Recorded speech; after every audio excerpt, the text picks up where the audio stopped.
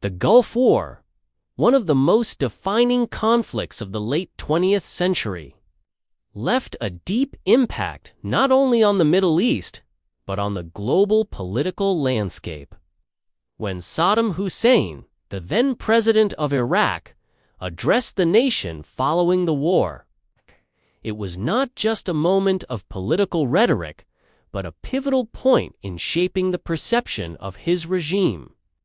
In this speech, Saddam Hussein faced a nation that had suffered tremendously, both militarily and economically, and he had to strike the delicate balance between maintaining authority and showing resilience.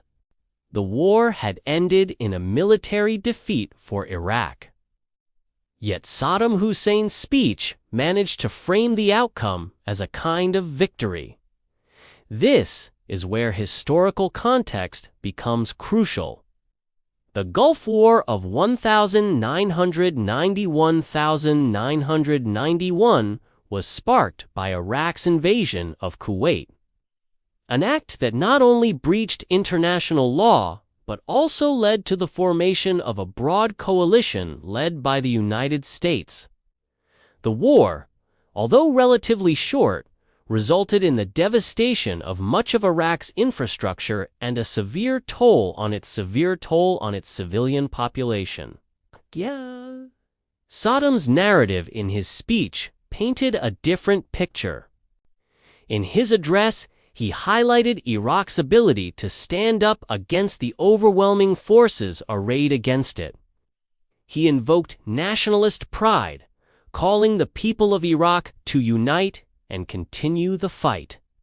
But there was an underlying message of defiance. Saddam positioned himself as the defender of Arab nationalism, rallying against the perceived imperialism of the West. His use of words, like martyrs and sacrifices, portrayed the Iraqi people as victims of foreign aggression, despite the fact that Iraq's invasion of Kuwait had been a direct cause of the conflict. A critical aspect of Saddam Hussein's post-war speech was his deliberate omission of the losses Iraq had faced. The speech didn't acknowledge the devastation of Iraqi cities, the thousands of lives lost, and the international sanctions that followed the war. Instead, Saddam rebranded the war as a fight for national dignity. His narrative was powerful because it wasn't just about military defeat. It was about the survival of Iraq's identity in the face of overwhelming adversity. His framing turned a tragic defeat into a rallying cry for the Iraqi people, emphasizing their resilience over the humiliation of military collapse. The speech also served to solidify Saddam's hold on power. In the wake of the war, many believed that his regime had been severely weakened. But Saddam used his speech to reinforce his authority, presenting himself as the undisputed leader, the protector of Iraq's sovereignty. He knew that his grip on power was fragile, and this speech was an effort to remind both his citizens and the international community that he was still in control. As Saddam continued, he cleverly shifted blame for Iraq's problems. He accused the Arab states, particularly those in the Gulf, of betraying Iraq. He claimed that they had colluded with the West, which had led to the destruction of Iraq. This was an important rhetorical move, because it helped him avoid direct blame for Iraq's actions and instead focused on the betrayal by other Arab nations.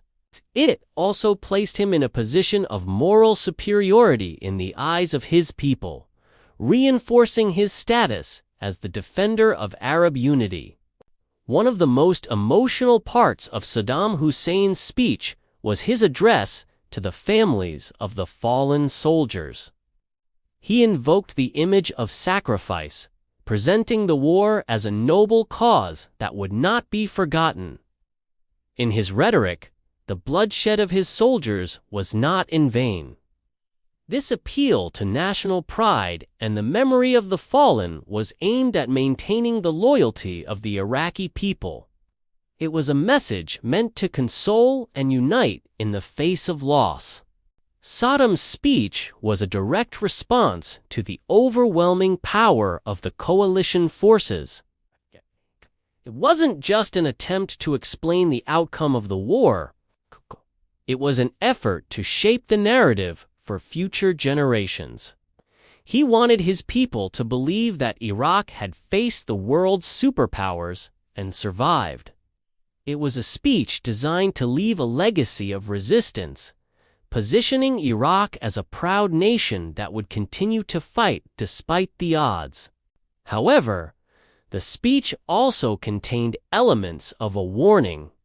Saddam made it clear that Iraq would not be a nation that bowed to foreign powers. He emphasized that any attempt to further weaken Iraq would be met with unyielding resistance. This warning wasn't just aimed at the international community. It was a message to his internal enemies as well, reinforcing his authoritarian rule. Midway through the speech, Saddam delivered a stark reminder of Iraq's geopolitical position. He reiterated that Iraq was not alone, despite the overwhelming global coalition against it. Saddam presented Iraq as a martyr, sacrificing itself for the Arab cause, while positioning himself as the Arab world's protector from Western imperialism.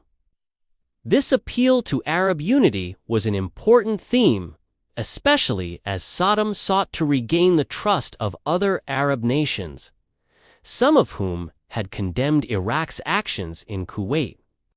At this point in the speech, he made a strategic call to action for the Iraqi people. He encouraged them to move forward with strength, to rebuild their nation, and to face any challenges with the same resolve that had defined Iraq's history. He told them that the future of Iraq was in their hands, urging them to put aside differences and unite for the greater good of the country. As the speech drew to a close, Saddam reinforced the theme of resistance. He praised the people of Iraq for their strength and resilience in the face of hardship. The speech ended with a promise to continue the fight for Iraq's sovereignty, no matter the cost. For Saddam, this wasn't just a speech, it was a defining moment in his reign, one that he hoped would resonate with the Iraqi people for years to come. If you've made it this far, thank you for joining us on this journey through history. Please, if you're enjoying this video, hit that like button, subscribe to our channel, and share this story with your friends.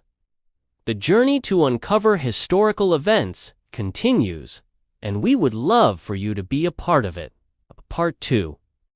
Following the Gulf War, Saddam Hussein's speech became a cornerstone of his political survival. In the face of international pressure, economic sanctions, and internal dissent, this address played a crucial role in maintaining his power. But beyond just political survival, the speech also reflected Saddam's ability to manipulate public perception and rally his people behind a narrative of resistance and dignity. It's important to understand the historical context of Saddam's speech in terms of Iraq's position in the broader Arab world. In the years leading up to the Gulf War, Saddam had positioned himself as a leader of Arab nationalism, a champion of Arab unity. But after the war, many of his Arab neighbors turned against him. Saudi Arabia and Kuwait, in particular, were part of the coalition that fought against Iraq. This betrayal, as Saddam saw it, was a key aspect of his speech. By portraying himself as the victim of Arab betrayal, he sought to shift the blame for the war's outcome and redirect the focus away from Iraq's own actions. In a broader sense, Saddam's speech was part of a larger effort to solidify Iraq's place in the Arab world. He wanted to present Iraq as a beacon of resistance, a nation that had withstood the pressures of the West and the betrayal of its Arab neighbors. This was not just about surviving the war, it was about creating a narrative of strength and defiance that would resonate with the people of Iraq and the Arab world. For Saddam, this narrative was essential to maintaining his legitimacy. He knew that his power was fragile, that his regime could not withstand another military defeat or internal rebellion. The speech was his attempt to reassert his authority and remind the Iraqi people of the sacrifices made by the nation and its soldiers. It was a message that said, despite the devastation, Iraq had not been defeated. The war, in his eyes, had simply been a momentary setback in the grand history of Iraq's resistance. In the years following the Gulf War, Saddam would continue to use speeches like this to consolidate power and maintain his position as Iraq's leader. He would frequently invoke the themes of resistance, sovereignty, and Arab unity. His speeches, full of emotional appeals and nationalistic rhetoric, were designed to keep his people loyal and to send a message to the international community that Iraq was not to be underestimated. Despite the overwhelming defeats suffered by Iraq in the Gulf War, Saddam's ability to control the narrative allowed him to maintain a grip on power for years to come. His speeches were instrumental in creating a sense of national pride and unity, even in the face of overwhelming adversity. This is a testament to Saddam's mastery of political communication and his ability to craft a message that resonated deeply with the Iraqi people. As time went on, however, the cracks in Saddam's regime began to show. The international sanctions imposed after the war devastated Iraq's economy, and the country's infrastructure was in ruins. Despite his rhetoric, Saddam was unable to deliver on the promises of rebuilding and prosperity. This disparity between his speeches and the reality of life in Iraq would eventually lead to growing dissatisfaction among the Iraqi people. In conclusion, Saddam Hussein's speech after the Gulf War was a defining moment in his leadership. It was a calculated effort to reshape the narrative of the war, to present himself as a hero and defender of Iraq, and to rally the nation around the idea of resistance. While the speech succeeded in maintaining his power for a time, it also reflected the deep contradictions and challenges faced by Saddam's regime. Ultimately, his ability to manipulate the public narrative would not be enough to save him in the long term, as the internal and external pressures on his regime continued to mount. If you've enjoyed this in-depth look into history, make sure to like the video and subscribe to our channel for more. Your support means the world to us.